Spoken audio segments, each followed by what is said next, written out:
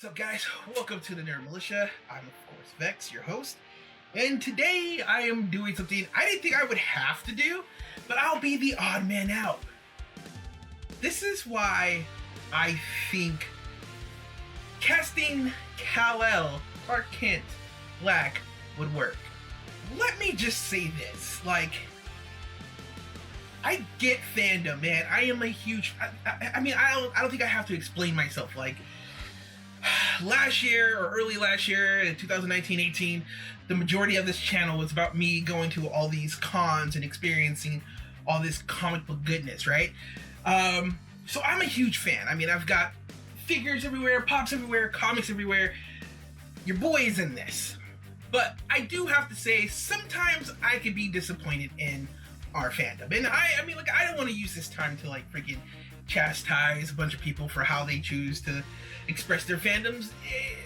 Express it any way you know how. My only gripe is we are a community of people who grew up watching a captain have these revelations with green people, where ships and teams are made up of diverse people, characters who are our most popular characters are characters based on civil rights characters. The fact that people are reacting so drastically to this is weird, and have we been reading the same comic books? What the heck is going on out here?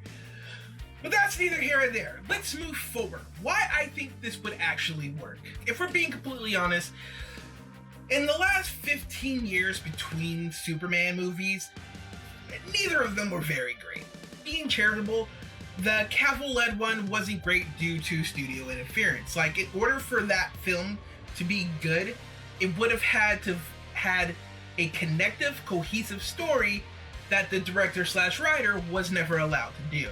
So, unfortunately, it falls in this category of bad movies. That being said, as a Superman fan, I am a huge Superman fan. I'm not going to say I'm his biggest fan. I feel like I am, but who knows? There's probably somebody out there who has a freaking room full of every Superman costume who's a bigger fan than I am, and who could plan out all of Superman's genealogy from Krypton. That guy's probably out there, or that woman's out there, that's the biggest fan. That being said, when defending this character, or talking about this character, or expressing my opinions on why I think he's better than Batman, a lot of the stuff I get is, well, he's OP, he's a boring character, he always wins, and sometimes I'm bro, they all always win. What are you talking about? That's the point of the comic book. But other times I'm okay, I can get that if you have never read the comic book movies, cartoons, and sometimes portray him as this all OP character and this boring character. An example of this is, I remember when Mortal Kombat vs. DC was announced, I had a lot of friends and other people from GameStop who were I don't know why Superman is in this game. He's totally OP, there would be no point. But if you've read a comic book, or if you just generally ask anybody in a comic book shop, they would tell you that one of Superman's biggest weaknesses is magic. So him being in a magical realm would technically make him a normal person with powers that could compete in that Mortal Kombat tournament. But that's neither here nor there. It worked out. I feel that that's the approach most filmmakers take when adapting Superman to a story nowadays. And I'm talking about from Returns to Cavill. I think Man of Steel is a perfect example about this. There was a huge focus on his powers and the destruction and the ability to save people he could do with these powers, right?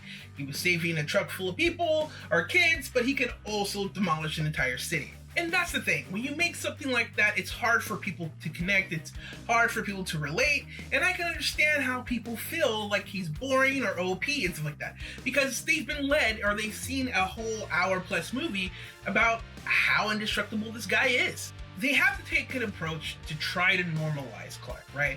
And by normalizing him, you make a connection with the audience. There's something about this character that they can connect with now. And right now, there's no bigger connection point, no bigger spotlight than the African American experience in America. And to be honest, this isn't a big stretch. There is connective tissue to Superman in the African American experience. There's connective tissue to Superman in many minority experiences in this world.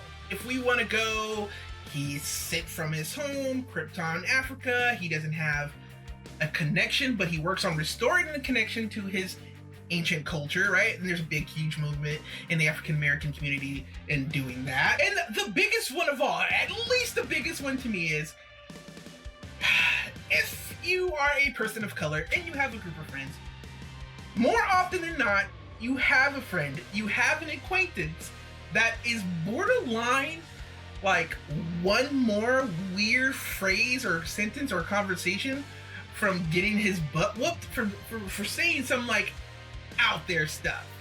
And for Superman, that person's Batman.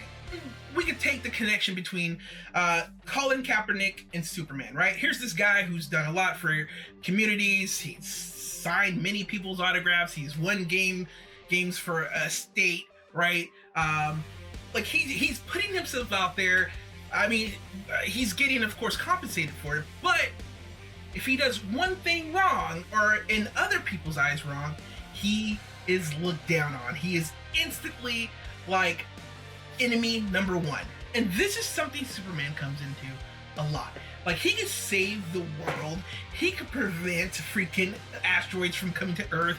He could do all this stuff. He could stop burning buildings. But if he messes up one time, the world doesn't let him forget it. Automatically seen as other. And POC communities can kind of relate to that. And that's how you make this character relatable.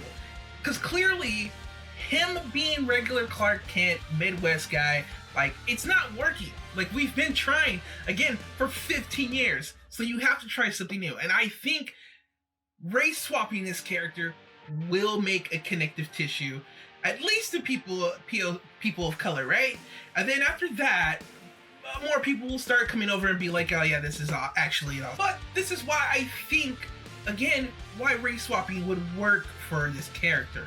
Again, he's already written that way. Clark Kent, Kal-El, Superman is written from a perspective of minorities. He was written and created by minorities. So he's already got that. Making him black is just like solidifying that, really. I think it would help him connect to people more. And it's, again, especially POCs, because yeah, he's doing this great thing, but he's always going to be looked at as other. And if you add on him being an African Kryptonian, it's even more. It's even more now, right? Because now he is living in this world where he's perceived as a human, but he's an African American human to the world. So now he's getting it on both sides. He's either an alien or he's African American in a New Yorkish based city like that. That's interesting as shit. That's why I think it's going to work. And I say this assuming that WB is actually going to care. They're not going to try to ride a wave, ride a movement. They're actually going to race swap this character with care and put some good writers on it. The guy they have writing it or being a part of it, ta-nehisi Coates. Yo, I own his book. I loved his book. I loved his movie on HBO for the book, but I also read Black Panther, and it read like an encyclopedia. I don't think this is a smart idea. They need to find a different writer. I mean, it's okay. I mean, like, I hate to like box this guy, but it's okay to maybe see if Ryan Coogler or his writing partner is available for this, because I wouldn't put all my money on Coates, okay? JJ is amazing. Like, minimum, this movie's gonna look great, right? This movie's gonna look awesome. But again, this is WB, and they are known to just drop the ball. But yeah, guys, I just wanted to give my 2 cents on why I think it would work and it would be good. I know there's a lot of people out there who don't, and if you don't, let me know. Like, let's talk about this. Like, these are my opinions, but I'm always open to conversations. Like usual, guys, don't forget to like, subscribe, comment down below. please share this video around. And as usual, stay excellent, and I'll catch you guys later.